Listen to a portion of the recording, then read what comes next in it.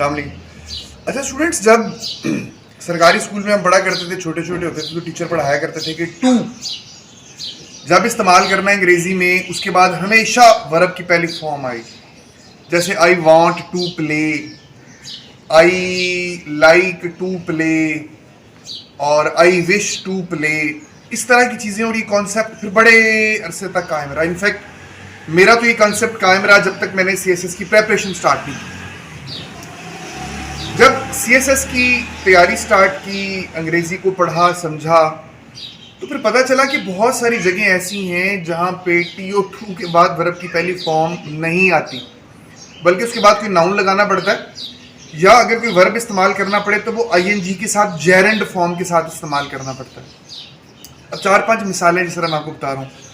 वैसे अगर मैं कहूँ कि वो नहाने का आदी है ठंडे पानी से, तो मैं कहूँगा he is used to taking bath with cold water.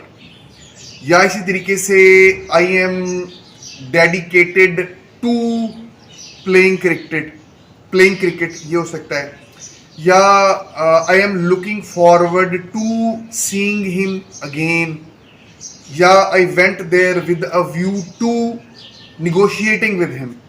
तो ये इस तरह की बहुत सारी और चीज़ें हैं जिनमें टू के बाद में वर्ब की पहली फॉर्म नहीं आती, बल्कि जेरेंड आता है। बल्कि मुझे याद आ गया, एक दफ़ा एक ऐसे का टॉपिक भी ये आया था कि व्हाट आर, गालिबन 11 या 12 में, what are the hurdles in our way to becoming a truly independent state. तो बहुत सारी जगह ऐसी हैं जहाँ पे टू के बाद में नाउन आता है या जेरेंड आता है, क्योंकि जेरेंड भी नाउन ही है, यानी वर्ब की ING फॉर्म जो है वो आती है। तो अभी इस वीडियो का मकसद आपको ये सेंसिटाइज करना है कि अगर आप भी उसी पहाड़े पे हैं जिस पे मैं रहा हूँ बहुत अरसा, कि टू के बाद हमेशा वर्ब की पहली फॉर्म लगानी है, तो ये यूँ नहीं होता। इससे बाहर निकलें, ग्रामर को समझें। Wish you best of luck.